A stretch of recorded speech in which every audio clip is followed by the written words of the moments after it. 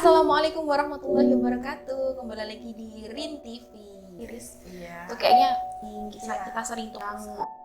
Jadi mungkin aku kalau udah minum obat sebanyak itu, udah deh hidupku selesai sampai situ saat itu. Tapi berhubung orang tua menguatkan, keluarga supportnya oke, ya udah. Jadi support sistemnya itu kuat. Otomatis akunya ya udahlah, jangan dipikirin lagi. Cuma memang prosesnya tuh panjang banget, Tris. Iya, apalagi kan waktu itu kalian masih remaja. Benar. Kalau anak remaja itu apalagi cewek itu wah sensitifnya tuh banget ya, Tinggi banget. Apalagi kalau misalkan kita kayak nggak punya support system itu pasti wah gampang banget down. Apalagi kalau zaman kita dulu kan anak-anak kan ada yang tawuran, apalagi ada anak cewek-cewek itu juga yang cewek-cewek mungkin ada yang minum minuman keras atau Tawuran juga, Riz. iya tawuran juga, ada yang pakai narkoba dan sebagainya itu kan. Kalau misalkan dia kurang support system dari keluarga. Benar banget. Jadi aku sembuhnya itu guys juga dari keluarga, juga dari mungkin ya kalau sekeliling masyarakat masih belum bisa saat itu karena image-ku kan udah jatuh.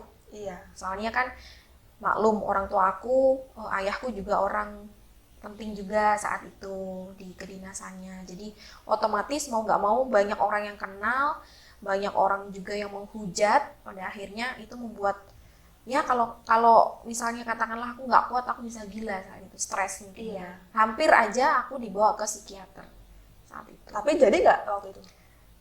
Hampir, soalnya ayahku kan kasihan melihat kenapa sih anakku kok kayak gini gitu. Sempat didaftarin juga hampir ke psikiater, tapi itu kita Skip aja gitu. skip aja. Jadi istilahnya kayak ya udahlah, kita yakin aja kuasa Allah tuh lebih pasti gitu kayaknya. Tapi kalau temen gimana Kak, peran temen dalam kegagalannya Kakak waktu itu? Macam-macam, Riz. Jadi ada yang mulai ngejauh, ada yang dia semakin mendekat. Dalam artian mendekat tuh emang karena tulusnya tuh bukan main. Jadi dia nggak mandang kayak lo gagal ya udah gue tinggal, enggak kayak gitu. Kebetulan teman-teman aku kebanyakan anak SMA negeri saat itu. Gitu. Jadi motivasinya oke banget sih dari mereka. Iya Support sih. sistemnya. Terus yang gagal sebetulnya bukan aku aja saat itu. Di tahun 2008 itu memang kayaknya massal banget nih. Banyak yang nggak lulus gitu kan. Iya. Massal banget. Terus pilihannya ini yang bikin nggak enak, Riz. Antara ngulangin lagi di kelas 3 atau aku ikutan kejar paket. Kayak Oh gitu ya, berarti waktu gagal itu ada pilihan untuk Benar. di kelas 3 lagi. Bener, Ya? jadi memang itu dari pemerintah, dari dinas seperti itu. Nah, aku mikirnya daripada aku ngulang buat apa? Karena terlalu banyak memori yang saat itu membuat aku ya udahlah. Iya, Buat karena apa kan kalau gitu. kita ngulang lagi berarti kan sama aja kayak ngulang masa lalu yang Benar. nggak enak gitu Benar, kan, yang benar. mengulang luka lama gitu Tuh, kan. padahal ibarat luka tuh udah lukanya nutup, Iya. takutnya ngebuka lagi. Jadi Iya. aku milih buat kejar paket. Jadi pas barengan aku itu banyak banget dari satu kelas aku yang lulus satu kelas aku cuma sekitar anak 12. 12 anak, serius kan? Iya, jumlah total siswanya itu ada 37 saat itu. 37 yang Yes. lulus cuma 12? Yes. Wah, Jadi ini itu. yang nggak bisa dirasain oleh siswa zaman now, Nggak siswa bisa. alumni corona. Yes. Sekarang ya. Pada senyum-senyum, Kayak gitu, iya. pada Sekarang nggak ada santai. kayak gitu. Nggak ada, ya nggak ada. kan? Jadi perjuangannya kalau zaman sekarang dibanding dulu, itu ngalaminnya dulu tuh luar biasa. Iya. Karena tekanan mental juga sih. Iya, karena memang ujian nasional itu salah satu penentu bener. kelulusan kita. Kalau misalkan nilainya ujian nasional udah nggak lulus, ya udah nggak lulus aja. Nah. Itu kan zamannya Kaintan ya. Iya. Kalau zamanku dulu 4 tahun berselang itu sudah ada perbaikan ya Kak untuk ujian nasionalnya. Jadi soal-soal yang diberikan di ujian nasional itu aku rasa nggak terlalu sulit gitu. Nah, bener banget. Jadi banyak banget untuk angkatanku yang 4 tahun setelah Kaintan itu udah banyak yang lulus Ya, kayak gitu. jadi Dari ketolong sekolah negeri banget. atau swasta. Bener. Jadi dulu tuh jeleknya di tahun aku, Riz. Lulus itu jaminannya hanya UN. Itu yang bikin gak adil gitu ya. Iya. Kalau kita bahas sekarang, wah bisa rame nih. Iya. Bisa nih channel ada 2 jam 3 jam nih nggak selesai gitu kan Iya. ya. Tapi nggak perlu dibahas lagi, itu udah lama banget. Jadi kalau menurut aku keadilan itu terletak di tahun sekarang ini, mungkin tahun kamu dulu. Iya. Kalau aku seperti kelinci percobaan.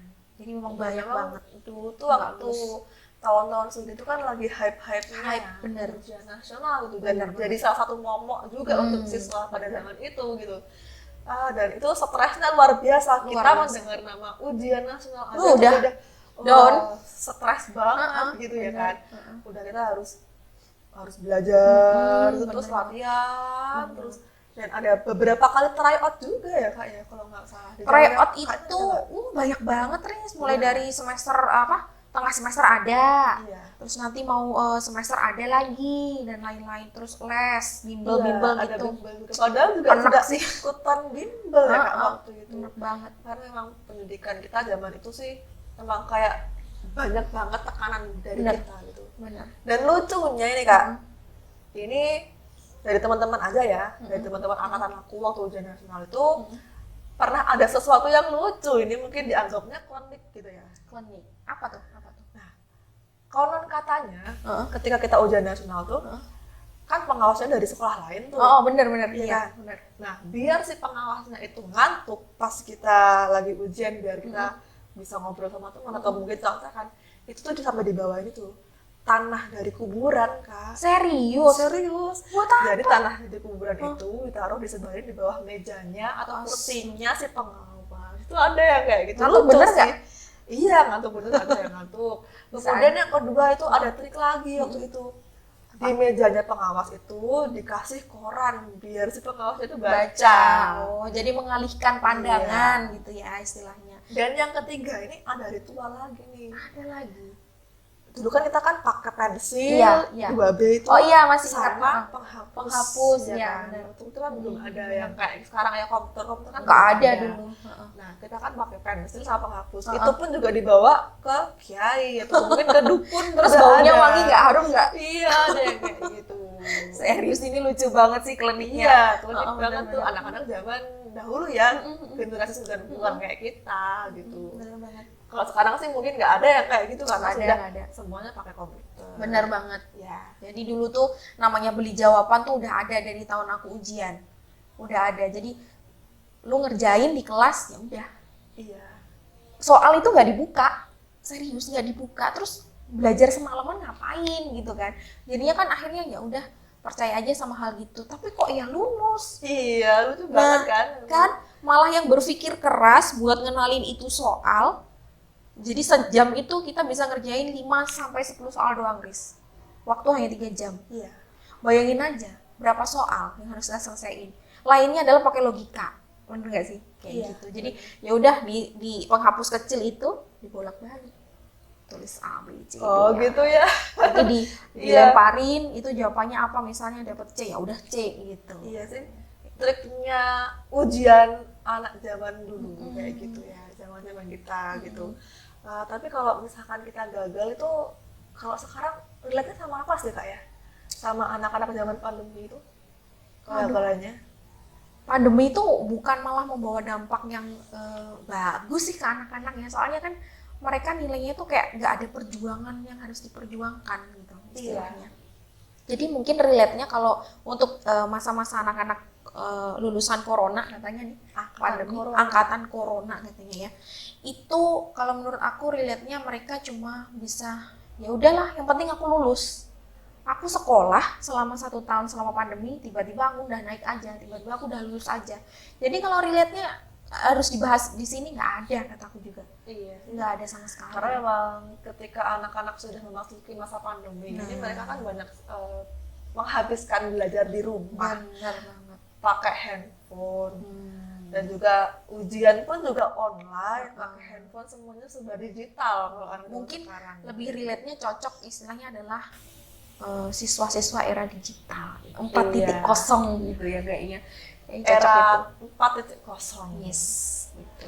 Iya Jadi sih. lebih standarnya wus gitu aja. Iya. Tapi untuk perjuangannya memang kita yang udah mengalami, dan aku pernah gagal, Riz, itu rasanya luar biasa banget. Pembelajaran hidup yang tidak pernah akan terlupakan. Iya sih. Buat anak cucu aku nanti aku ceritain, buat sahabat, teman.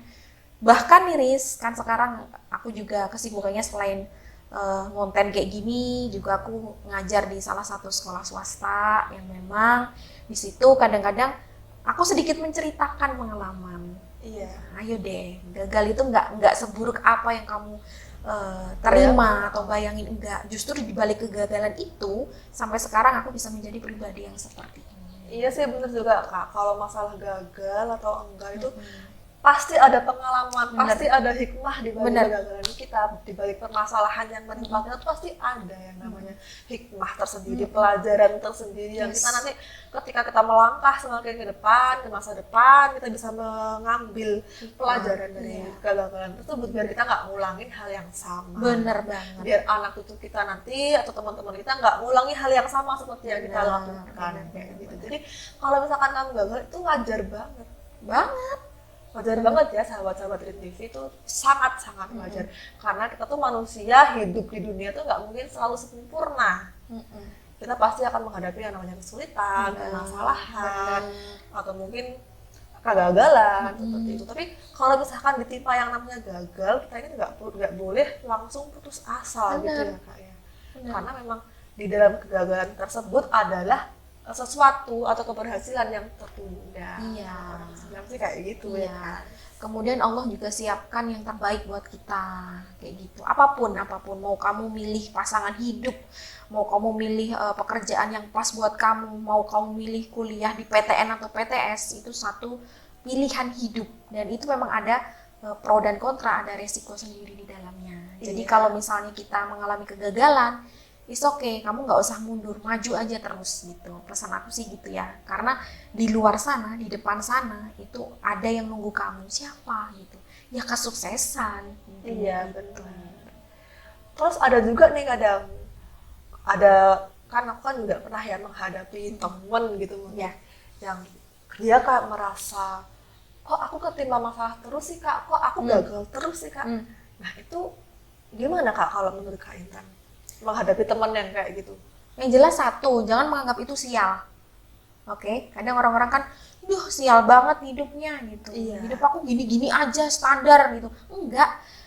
Kalau aku percaya, kita percaya masalah ciptaan Tuhan, apapun yang Tuhan kasih, Allah kasih, ya udah itu. Kalaupun kita gagal terus berarti ya Allah pasti nyiapin nantinya nih yang terbaik. Yang mana kita nggak pernah tahu. Ya karena kan orang yang kuat itu terlahir dari tempaan yang banyak juga kan. Benar. Ibaratkan kalau pensil itu kepengen lancip, kepengen bagus bisa dipakai buat nulis kan harus diraut dulu gitu kan. Jadi biar nggak tumpul. Iya biar nggak tumpul gitu. Karena kan dari proses meraut itu kan dia kan sama aja kalau manusia itu kan ditempa dengan kesulitan, dengan sebuah kegagalan, dengan rasa sakit yang teramat sangat gitu kan. Nah dari itu kan kalau kita ibaratkan pensil kan setelah dia punya dapat tempaan yang seperti itu, dia pasti kan bisa bagus tuh buat nulis. Nah, manusia pun kayak gitu. Sama. Jadi nggak usah takut sama yang namanya kegagalan gitu guys. Jadi itu mungkin pembahasan sore hari ini di channel Rin TV. Jadi bagi kalian udahlah nggak usah lagi ngerasa bahwa kalian paling gagal di seluruh dunia. Jadi masih banyak orang-orang yang di luar sana yang kita nggak pernah tahu itu kegagalannya melebihi kalian atau mungkin kalian yang melebihi mereka, kita nggak pernah tahu. Yang jelas tetap lewati aja segala ujian dari Allah, dari Tuhan. Yang penting kalian kuatkan tekad untuk bangkit lagi, untuk move on lagi. Nggak ada kata buat yaudah aku mau mengakhiri hidup. Harus kalian tahu kematian itu sudah ada takdirnya. Kalau kita mati sebelum waktunya, ya nauzubillah min zalik ya, ini bisa jadi antara dua nih, diterima sama Allah apa enggak, karena itu hal yang tidak baik seperti itu. Intinya mendahului Tuhan, mendahului Allah, mendahului takdir kita. Benar. Jadi lewatin aja apapun kata orang, ya kita pasang telinga kanan, kita keluarkan kiri kalau memang itu tidak sesuai dengan isi hati kita atau dengan pemikiran kita dan kenyataan yang kita alami, ya udah it's okay. Tapi kalau ada saran dari orang yang mungkin yang punya pengalaman dalam kegagalan, coba didengerin gitu, coba dengerin, resapin. Ada satu hal yang memang di situ mengena ke kita gitu, ada satu pesan di situ. Jadi itu guys.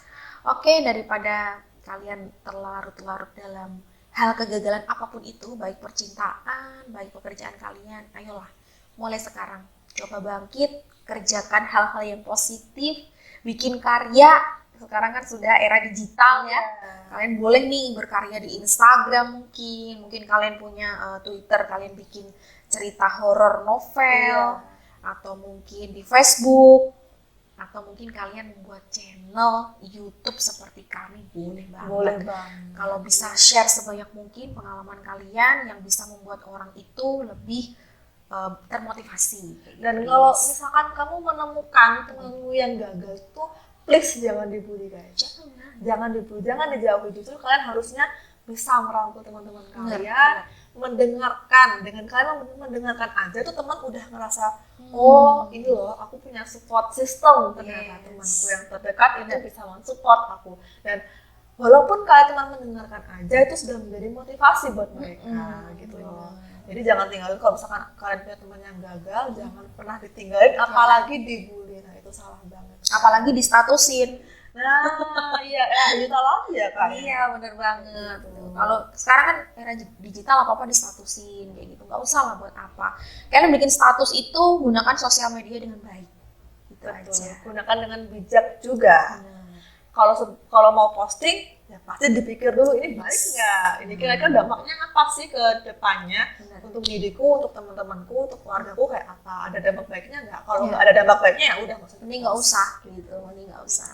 Jadi itu sih dari kami, mungkin berguna untuk orang-orang di luar sana, untuk kamu sendiri, untuk kalian semuanya, sahabat-sahabat Rin TV, semoga tetap termotivasi dengan channel kami, semoga tetap semangat menjalani hidup. Satu hal, bahwa Allah tidak akan pernah meninggalkan hambanya. Betul banget Kak Yenta, dan jangan cepat-cepat move on ya.